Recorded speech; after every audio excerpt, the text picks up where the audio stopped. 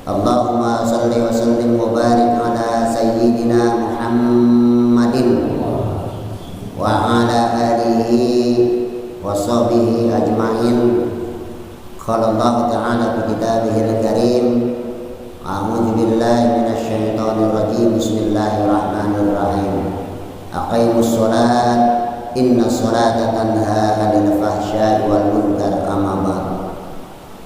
Ma'asyiral muslimin, jamaah musholla Riyadul Husna, wabil khusus jamaah kajian subuh yang secara rutin kita laksanakan, yang saya hormati, semoga kehadiran kita pada pagi hari ini akan membuka pintu rahmat dari Allah Subhanahu wa taala.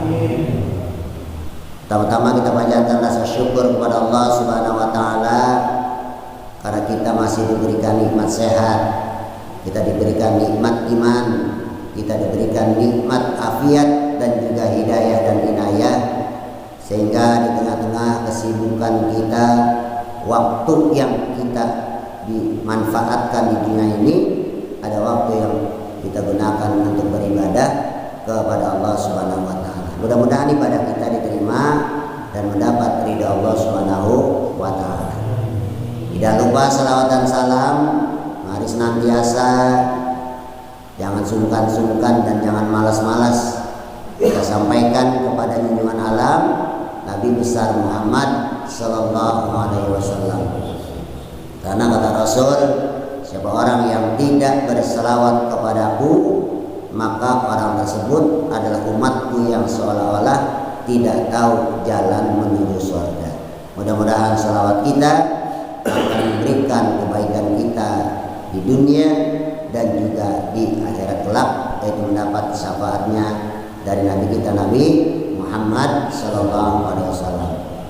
Hadirin jamaah kajian subuh yang dimuliakan Allah, kalau minggu yang lalu kita telah membahas tuntas tentang fadilah, manfaat dan pengertian tentang sholat sunat tahajud.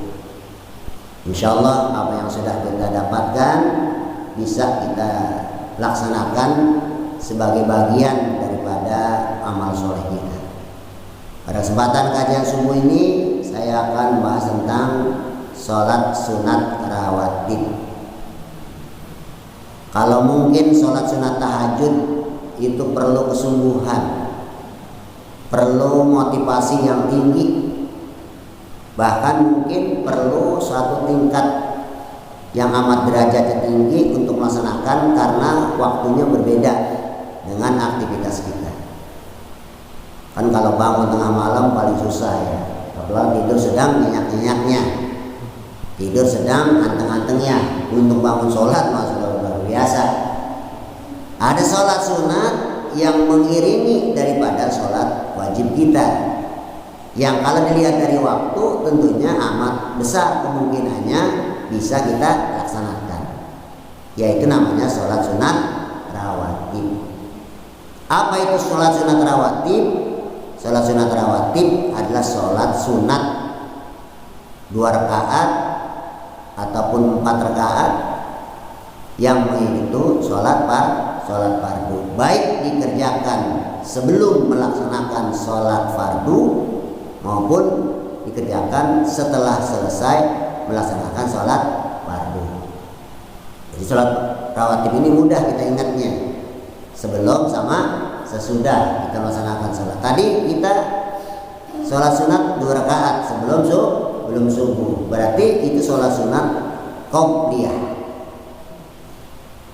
Oleh karena itu dilihat dari jenisnya, sholat sunat rawatib ini ada 2 jenis. Satu, ada yang disebut sholat sunat qobliyah, ada yang disebut dengan sholat sunat ba'diyah. Kalau dikerjakan sebelum sholat fardu namanya sholat sunat qobliyah.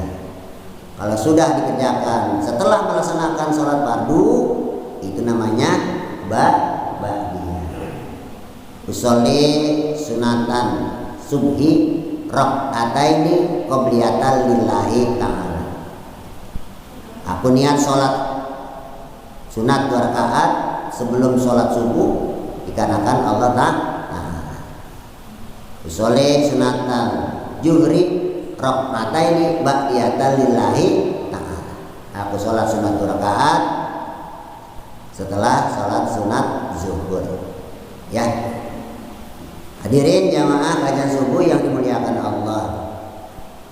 Yang paling penting yang kedua adalah bahwa sholat sunat rawatib itu ada 2 kelompoknya.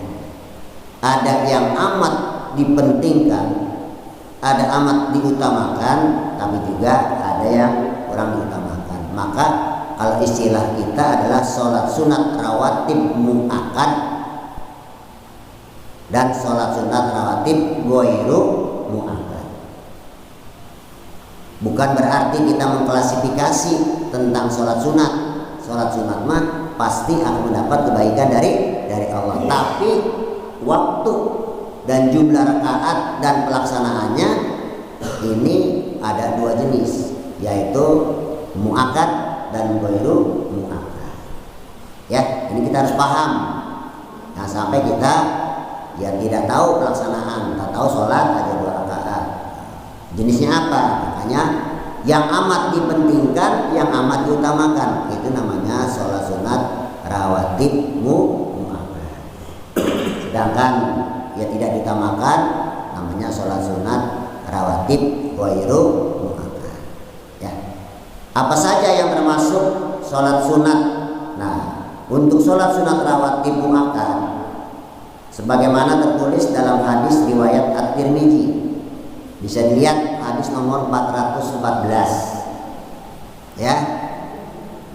Berikut jumlah rakaat dan waktu pelaksanaannya. Ini bisa kita lihat dalam hadis riwayat At-Tirmidzi. Yang pertama, 2 rakaat sebelum sholat subuh. Jadi sholat subuh 2 rakaat, sholat sunat yang kita kerjakan tadi itu termasuk kategori mu'akkad, penting. Makanya dalam hadis dijelaskan, siapa orang yang melaksanakan sholat sunat 2 rakaat sebelum subuh, maka dia akan mendapatkan dari Allah Subhanahu wa Ta'ala dunia dan seisinya. Kita mau nyari apa lagi? Dunia sama isinya udah Allah berikan kepada kita dengan sholat sunat 2 rakaat. Makanya kalau memungkinkan, pakai tuh hukum kafiat tentang sholat. Kan beda-beda tingkatan orang untuk datang ke mushola ini. Ada yang sebelum azan sudah ada di mushola, benar? Ada yang azan sudah ada di mushola. Ada yang setelah azan baru datang ke mushola. Ada yang azan selesai, ada qomat, sholat, baru datang ke mushola. Itu beda-beda tingkatannya. Ya syukur-syukur sebelum azan kita sudah ada di mushola. Artinya orang yang mendengarkan azan, baik sholat subuh, sholat zuhur, sholat asar, sudah ada di tempat untuk melaksanakan sholat jamaah, itu mendapat keutamaan di sisi Allah Subhanahu wa Ta'ala. Jadi sholat sunat subuh sebelum 2 rakaat ini kalau bisa kita pentingkan, ya. Kemudian yang kedua, 4 rakaat sebelum sholat zuhur. Kalau zuhur jam 12:03, maka minimal kita ada separuh waktu sekitar 10 menit sudah ada di masjid atau di mushola, atau mungkin di rumah kita laksanakan sholat sunat rawatib 4 rakaat tuh.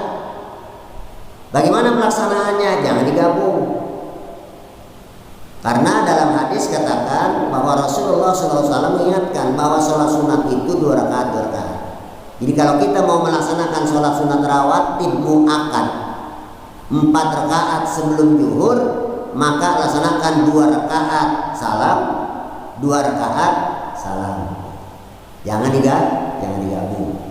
Di 2 rakaat 2 rakaat. Ini penting. Kayaknya jarang dah ini 4 rakaat sebelum zuhur, ya. Jarang dilaksanakan. Nah, karena udah kalau dapat ilmunya, udah wah masya Allah, ternyata sholat sunat sebelum zuhur itu sholat sunat yang penting sekali, ya, bahkan sampai 4 rakaat gitu. Udah berapa rakaat tuh? Udah 6. Kemudian 2 rakaat sesudah sholat zuhur. Nah, jadi kalau ingin maksimal sholat zuhur itu 4 rakaat, 2 rakaat sebelum zuhur, maka kita kerjakan sholat zuhur. Setelah sholat zuhur kita kerjakan 2 rakaat. Masya Allah, itu pahalanya luar biasa. Pahalanya luar biasa. Makanya orang ada mengambil, sebelum zuhur mah mungkin saya nggak sempat, maka saya ambil yang 2 rakaat sesudah sholat zuhur. Soleh sunatal zuhri rakaat ini ba'da lillahi ta'ala. Jadi artinya zuhur itu ada sebelum waktunya pelaksanaan zuhur dan juga sesudahnya. Jadi kalau kita hitung sekarang udah berapa rakaat nih? Sudah 10 rakaat. Karena 2 sebelum subuh, 4 sebelum zuhur, 2 sesudah zuhur. Kemudian jamaah sekalian, yang termasuk sholat sunat rawatib muakkad ini adalah 2 rakaat sesudah sholat maghrib. 2 rakaat sesudah sholat maghrib. Ini penting. Hukumnya dalam gunahan muakkad dipentingkan. Jadi 2 rakaat pelaksanaannya sesudah sholat maghrib, ya. Dan yang terakhir 2 rakaat sesudah sholat isya muakkad. Jadi kalau kita hitung 2 rakaat sebelum subuh, 4 rakaat sebelum zuhur, 2 rakaat sesudah zuhur, 2 rakaat sesudah maghrib, 2 rakaat sesudah isya. Nah, itu lazimkan, ini penting, ya penting. Ya baik di rumah, ya maupun di tempat mana saja, karena keuntungan. Jadi kalau kita hitung itu ada sekitar berapa tuh? 12 rakaat yang termasuk kategori sunat rawatib muakkad, sholat 2 rakaat sebelum atau sudah yang mengikuti sholat fardu yang mendapat keutamaan dari Allah Subhanahu wa Ta'ala. Jadi minimal jangan nih, meskipun melalui pendengaran, ya, 2 sebelum subuh, 4 sebelum zuhur, 2 sesudah zuhur, 2 sesudah isya, 2 sesudah maghrib, ya. Karena ada orang, saya pernah tanya, sholat sunat apa ini bang? Habis asar sholat sunat rakaat, saya sholat sunat ba'diyah loh. Berarti orang itu belum mengetahui ilmunya. Karena tahu ilmunya, ya. Jangan asal ngikutin baik, ya. Hadirin jamaah yang subuh yang dimuliakan Allah, untuk sholat sunat rawatib yang ghair muakkad, ya itu derajatnya lebih rendah, utamaannya nomor 2 lah, karena disebutnya ghair. Ada pelaksanaannya sebagai berikut. Yang pertama, 2 atau 4 rakaat sebelum sholat asar, 2 atau 4 rakaat sebelum sholat asar, gitu ya. Dikerjakan tetap tadi 2 rakaat, 2 rakaat. Boleh 2, boleh 4 untuk melaksanakan sholat sunat rawatib sebelum waktu fardu, yaitu sholat asar. Kemudian yang kedua, 2 rakaat sebelum sholat maghrib. Jadi kalau sebelum sholat maghrib 2 rakaat namanya ghairu muakkad, tapi kalau 2 rakaat sesudah sholat maghrib namanya muakkad. Jadi kalau dipentingkan sebelum sholat maghrib apa sesudah sholat maghrib? Sesudah sholat maghrib. Tapi umumnya kita melaksanakan sebelum sholat maghrib, gitu ya. Ini masih bagus, masih melaksanakan gitu. Makanya kalau ingin komplit lengkap lagi, 2 rakaat sesudah sholat maghrib. Yang terakhir 2 rakaat sebelum sholat isya. Jadi itu ya pengertian dan jumlah serta waktu pelaksanaan daripada sholat sunat rawatib. Saya simpulkan, sholat yang mengikuti sholat sunat itu namanya sholat sunat rawatib. Makanya bagi orang-orang yang umroh itu kadang-kadang memperbanyak. sholat sunat, ya. Tapi tidak boleh melebihi daripada ini. Kemudian yang kedua, sholat sunat rawatib itu ada muakkad, ada ghairu muakkad. Kemudian yang ketiga, sholat sunat rawatib itu dikerjakan untuk mengikuti sholat fardu kita, sholat wajib kita, baik pada waktu maghrib, isya, dan asar dan sebagainya. Nah, yang keempat yang lebih penting itu kapan waktunya bagi kita untuk melaksanakan sholat sunat rawatib, ya. Di dalam kitab dijelaskan bahwa sholat sunat rawatib qobliyah atau sholat sunat muakkad berarti dilaksanakan sebelum masuk waktu sholat fardu, gitu aja. Sebelum masuk sholat fardu. Kalau mungkin azan zuhur jam 12:03, ya sebelum azan maka kita melaksanakan sholat azan dulu, kemudian sholat, baru zuhur. Nah, setelah azan melaksanakan sholatnya, itu namanya pelaksanaan sholat sunat rawatib, ya.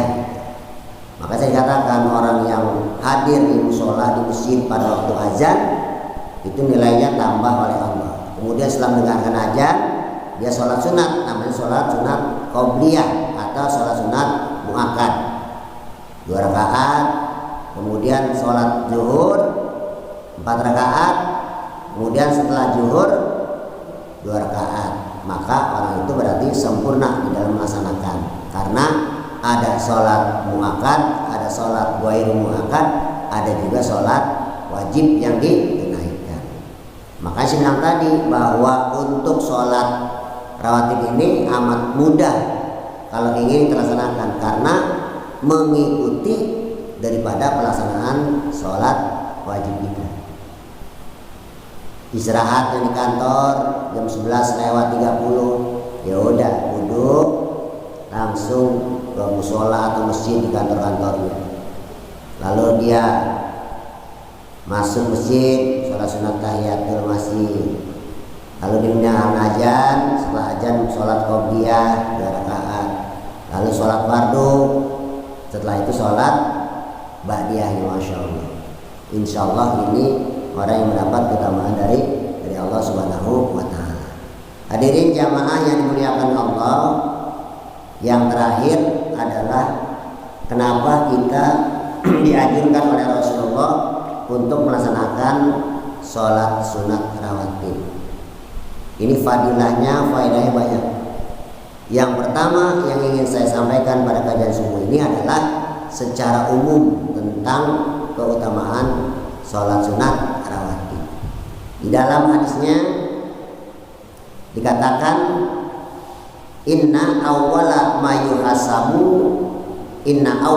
yuhasabu nas bihi yaumal qiyamah min a'malihim ila sholat. Jadi sesungguhnya amal manusia yang pertama kali akan dihisab kelak pada hari kiamat adalah sholatnya. Jadi kenapa sholat ini mendapatkan keutamaan? Karena amal ibadah kita yang akan pertama kali dihitung, dihisab di akhirat nanti adalah sholat kita, terutama sholat wajib. Makanya kadang-kala orang rajin sodako, rajin infak, rajin sedekah, sholat 5 waktu imam ditinggalkan, jangan. Kemudian faqala yaqulu rabbuna jalla lil malaikat wa huwa a'lamu.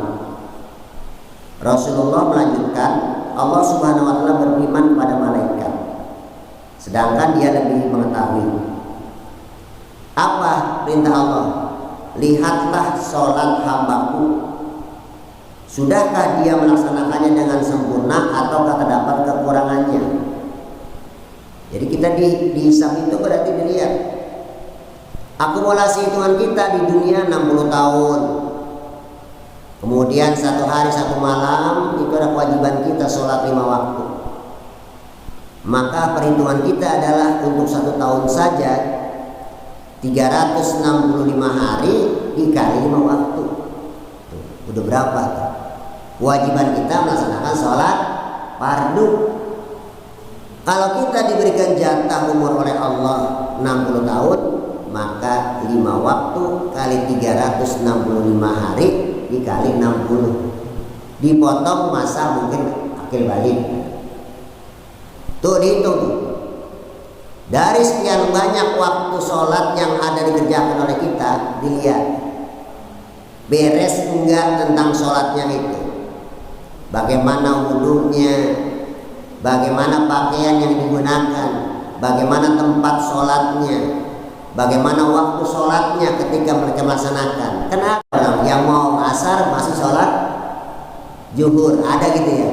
Mau maghrib udah dikit lagi aja, kita tahu sholat asar, banyak. Dilihat waktunya tuh. Makanya as-sholatu ala waktiha, sholatlah tepat pada waktunya. Setelah itu dilihat bacaannya ketika sholat. Yang penting adalah al-fatihahnya yang paling pokok. Berapa banyak bacaan surat-surat yang dibaca.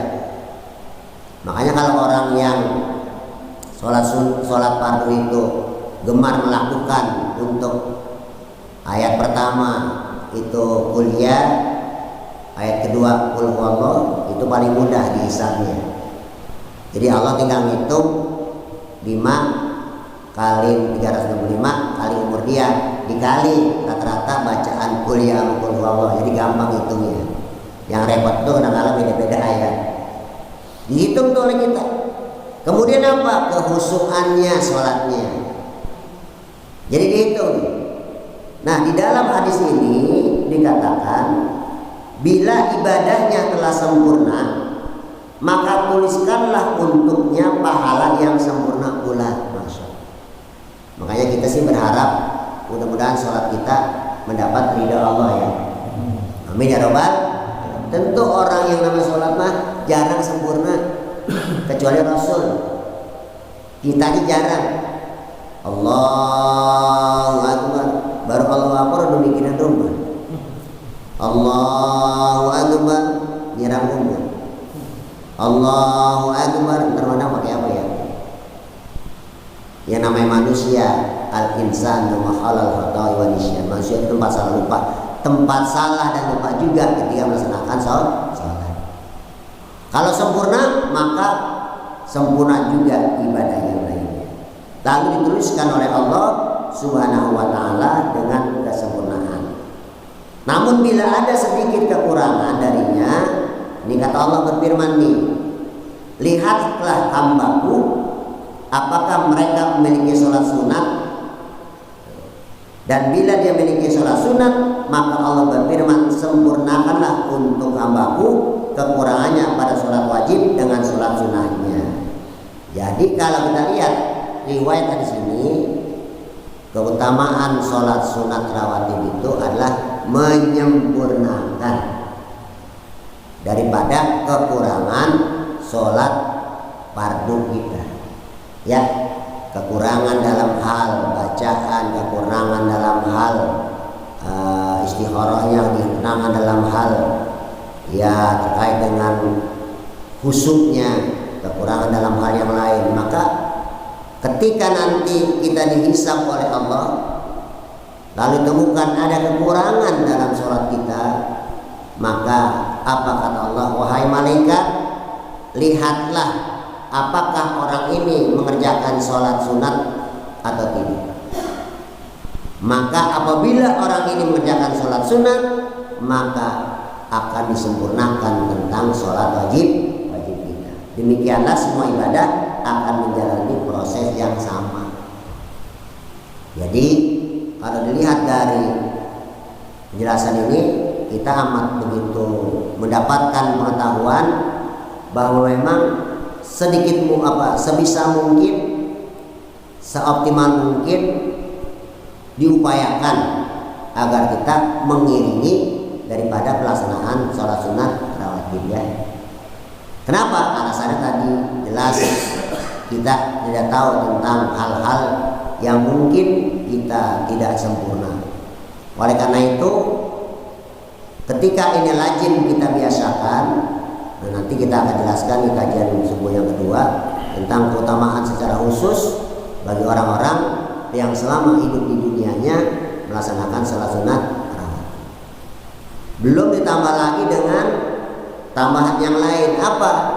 Misalnya sholat sunat dikerjakan, sholat wajib dikerjakan, ditambah lagi dengan berjamaah.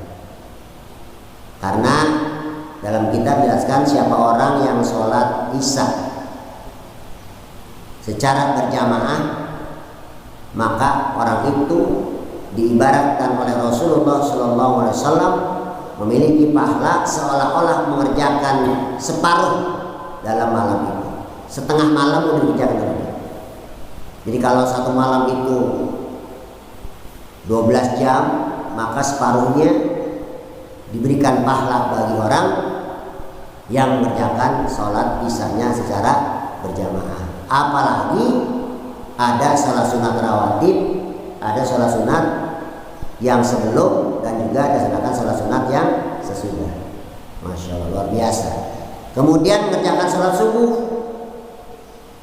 berjamaah lagi, maka bagi orang yang mengerjakan sholat isya secara berjamaah ditambah dengan sholat subuh secara berjamaah, maka orang itu sama persis mengerjakan sholat satu malam subuh.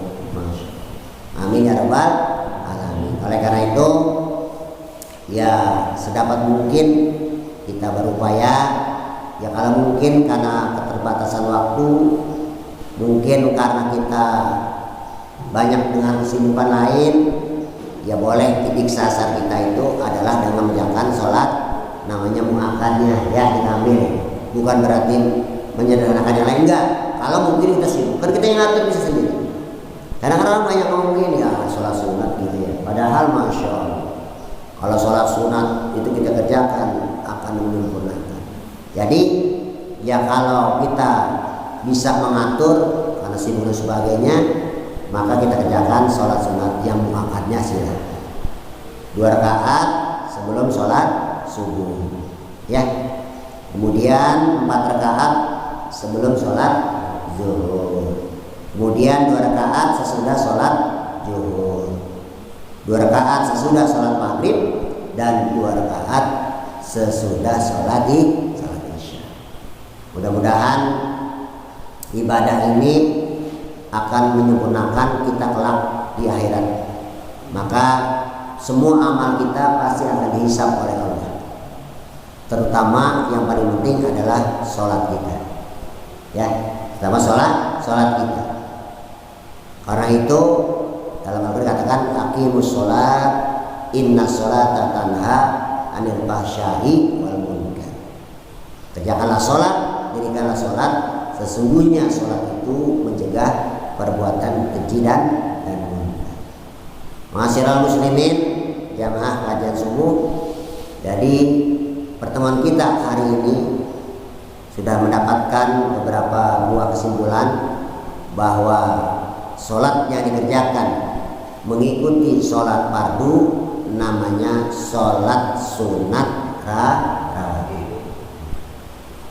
Kesimpulan yang kedua, sholat sunat rawatib dikelompokkan menjadi 2, yaitu sholat sunat rawatib sebelum dilaksanakannya sholat wajib yang disebut dengan sholat sunat muakkad, dan dilaksanakan untuk sholat sunat sesudah sholat wajib namanya sholat sunat rawatib ghairu muakkad. Kalau bahasa kita mah gampang mah qobliyah sama ba'diyah, jadi ya gampangan itu. Yang ketiga, sholat sunat dikerjakan untuk qobliyahnya atau muakkadnya ini karena memang tidak setiap qobliyah itu termasuk kategori muakkad. Tidak semua ba'diyah itu termasuk kategori muakkad. Terus saya bedain. Arti muakkad sini artinya penting. Ghairu itu ya kurang. Tidak semua sebelum melaksanakan itu termasuk muakkad, makanya harus jelas. Nah, sholat sunat yang dipentingkan untuk kita kerjakan namanya sholat sunat rawatib muakkad. 2 rakaat sebelum subuh, 2 4 rakaat sebelum sholat zuhur, 2 rakaat sesudah sholat zuhur, 2 rakaat sesudah sholat maghrib, dan 2 rakaat sesudah sholat isya.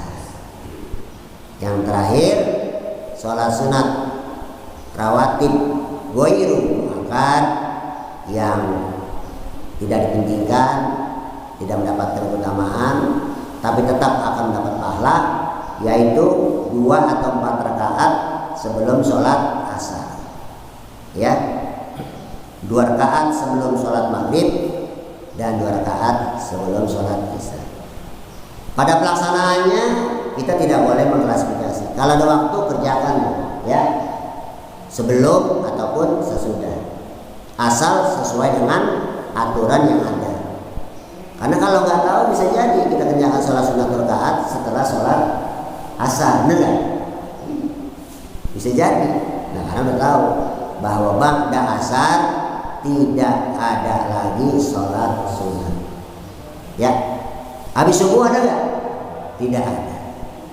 Karena akan menjelang waktu isyraq, nanti setelah 1 jam isyraq itu akan muncul yang pernah kita bahas, namanya sholat duha, gitu ya. Jadi setelah sholat asar tidak ada, setelah sholat subuh juga tidak ada. Mudah-mudahan informasi penjelasan kajian kita kali ini ya diberikan kesempatan oleh Allah, dibukakannya pintu hidayah kita, sehingga di tengah-tengah pekerjaan kita, kesibukan kita masih ada waktu. Karena bagi orang yang mengerjakan secara rutin, insya Allah akan menyempurnakan daripada sholat fardu yang kita kerjakan. Mudah-mudahan kita diberikan kemampuan, kekuatan oleh Allah Subhanahu wa Ta'ala untuk melaksanakan sholat sunat ini. Yang lebih penting kita kerjakan sholat wajib kita yang 5 waktu dalam sehari semalam.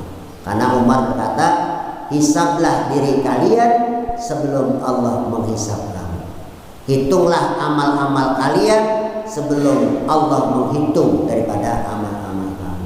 Kita yang tahu persis tentang amal kita, kita yang tahu persis tentang pekerjaan kita sebelum bekal menghadap Allah Subhanahu wa Ta'ala. Mudah-mudahan kita termasuk orang yang kelak nanti ketika meninggal dunia dalam keadaan husnul khatimah. Kita tutup dengan Al-Fatihah. Mudah-mudahan ahli kubur kita mendapat ampunan Allah dan keberkahan Fatihah. Mudah-mudahan kehadiran kita pagi ini akan menjadi catatan diberikannya rahmat dan ampunan Allah, dan kehadiran kita pagi hari ini akan membuka taufik dan hidayah Allah untuk bisa melaksanakan berbagai perintah Allah. Al-Fatihah. A'udzu billahi minasyaitonir rajim. Bismillahirrahmanirrahim. Alhamdulillahirabbil alamin arrahmanir rahim maliki yaumiddin. Iyyaka na'budu wa iyyaka nasta'in ihdinas siratal mustaqim siratal ladzina an'amta 'alaihim ghairil maghdubi 'alaihim waladdallin. Wa'fu 'anna ya karim. Allahumma bihaqqil Fatihah wa sirril Fatihah wa bi karamatil Fatihah ya farijal ham wa ya qasibal gham. Allahumma ya nabi ya bala ya Allah. Allahumma ya nabi ya bala ya Rahman. Allahumma ya nabi ya bala ya Rahim. Da'wahum biya subhanakallahumma wa tahiyyatuhum biha salam wa akhiru da'wahum alhamdulillahi rabbil alamin. Kurang lebihnya mohon maaf dan sahiri nun wal qalami wa ma yasturun. Allahumma fiqh ila qawmi thariq. Wassalamualaikum warahmatullahi wabarakatuh. Allah